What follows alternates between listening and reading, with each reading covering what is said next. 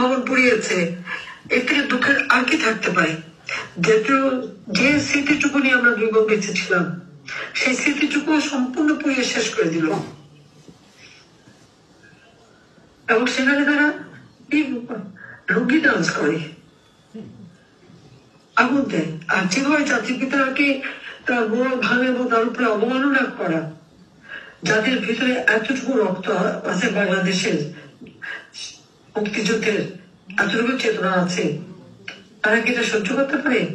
সেজন্য বললাম যে আমাদের তরুণ সমাজ, যুব সমাজ, তাদের কাছে জানতে হবে যে বাংলাদেশ কোথায় ছিল আর আমরা কোথায় কত উন্নত করেছিলাম। আওয়ামী লীগ না আসলে তো কোনদিন এটা হতো না। আজকে যে সবকিছু ধ্বংস করা হলো, সেটা কেন করা হলো? এই কারণে বলা হয়েছিল যে নিত্য প্রয়োজনীয় জিনিসের দাম বেড়েছে, সেই জন্য মানুষ বিক্ষুব্ধ। এখন কি অবস্থা? আমাদের সময় তো খাবার পেত। 1 কোটি পরিবারকে আমরা কার্ড দিলাম, মাত্র 30 টাকা কেজিতে চাল, আর 58 লক্ষ পরিবারের জন্য করেছিলাম মাত্র 15 টাকায় 15 কেজিতে চাল কিনতে পারবে। বয়স্ক ভাতা, বিধবা ভাতা, প্রতিবন্ধী ভাতা, মুক্তিযোদ্ধা ভাতা দিয়েছি, সব বন্ধ। 43 লক্ষ কার্ড বাতিল। ওই টাকাটা মেরে খেয়েছে, আর কিচ্ছু না। ওই ইউনুসগণ মেরে খেয়েছে, এটা বাস্তব।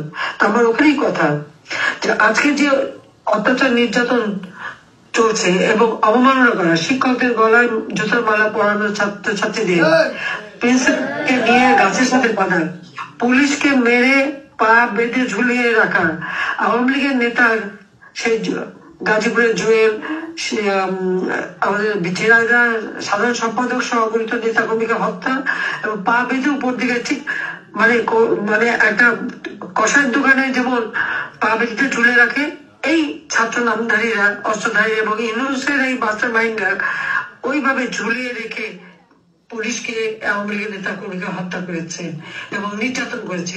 এটা কোন ধরনের কথা? একটা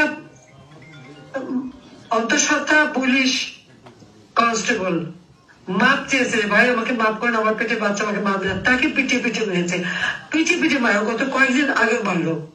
তারপর হিন্দু, বৌদ্ধ, খ্রিস্টান কাউকে তো বাদ দেয়নি।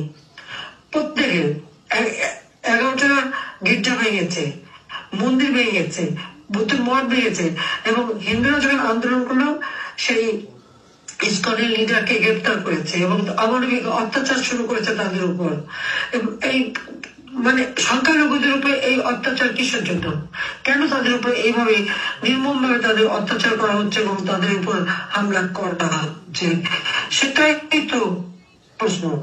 একদিকে সংবাদের লঙ্ঘনে ক্ষমতায় গেছে, জোরে ছিল ক্ষমতায় কি করেছে, তার বিরুদ্ধে দুর্নীতির মামলা হয়েছিল 6টা, সাথে সাথে সেই মামলা বাতিল।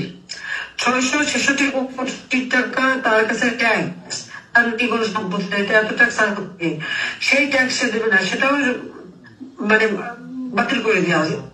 আবার অন্যকে বলে তুমি ব্যবসা বাণিজ্য করে তোমার ইন্ডাস্ট্রি থেকে শুরু করে এত কিছু, আর সেখানে তুমি অন্যদেরকে বড় ট্যাক্স দিচ্ছে। এটা কথা বললো।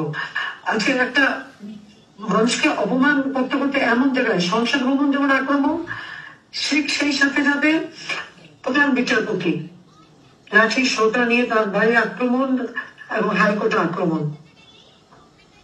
বিএনপি জামাত যা ছিল তারা এই কথা ভুলে যায় কেন? যে দিন এবার থাকে না, দিন পরিবর্তন পায়। কিন্তু এই যে লাঠি সোটা নিয়ে ছাত্ররা দিয়ে অপমান করা এবং দেশের কোনো মানুষ সম্মান সে পদত্যাগ করেছে, পদত্যাগ করেছে, যারা পদত্যাগ চায়নি তাদেরকে ফিরিয়ে দেওয়া হয়েছে এবং সব জায়গায় দলীয়করণ, সব জায়গায় বিএনপি আর জামাতের লোক বসানো। কাজে ন্যায় বিচার পাবার যে অধিকারটা, মানুষের সেই ন্যায় বিচার পাওয়ার অধিকারও নেই। সংসদ সে ন্যায় বিচার পাওয়ার অধিকার নেই। আর এক্সিকিউটিভ অথরিটি হেড হিসেবে আমি তো পদত্যাগও করার সময় পাইনি, এমন ভাবে আক্রমণ করা হলো, কাজে আমিও সরে আসতে বাধ্য হলাম। এবং আজকে যে নির্বাচন কমিশন, প্রথম আইন করে আমরা নির্বাচন কমিশন গঠন করলাম, সেটা পছন্দ হলো না। হাবিবুল আউয়াল সাহেব তো কোনো রাজনৈতিক দল করতেন না, কিন্তু এখন যাকে বসেছে সে কে? সে কোন দলের সেটা তো সবাই জানা আছে। অর্থাৎ সেখানে এখন দলীয়করণ হলো। মানবাধিকার কমিশন, সেই কমিশনে বাতিল। পাবলিক সার্ভিস কমিশন, তাদের সবাইকে অপমান করে তাড়ানো হলো।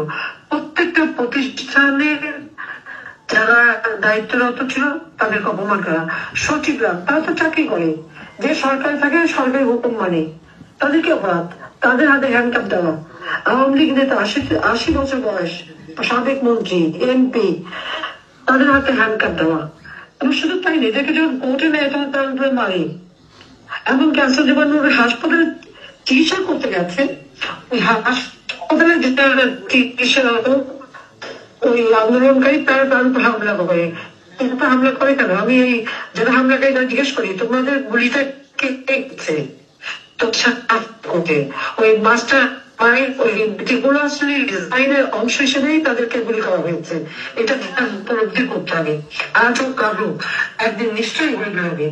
আজকে একদিন নিশ্চয়ই এই সমস্ত কিছু জনগণের সামনে আসবে। আজকে চাকরি বাকরি সব বন্ধ, নিয়ম বন্ধ। কোন নিয়ম ছাড়াই ৮০,০০০ লোকে চাকরিতে ঢুকিয়েছে। আর ওদিকে আসন্ন ২ বছর ২৬ লক্ষ ইন্ডিয়ানকে চাকরি দিয়েছি। এখন ক্ষমতা আছে ২৬ লক্ষকে চাকরি থেকে বের করা যায় না এখন পর্যন্ত। ধোকাবাজি দিয়ে মানুষকে বিভ্রান্ত কেন করলো সে? আয়নার ঘর, কোথায় আয়না ঘর? এখন তো আয়না ঘর, এখন গোটা বাংলাদেশে আয়না ঘর হয়ে গেছে। গ্রাম পর্যায়ে পর্যন্ত আমাদের নেতা কর্মীদের আগ্রহ এবং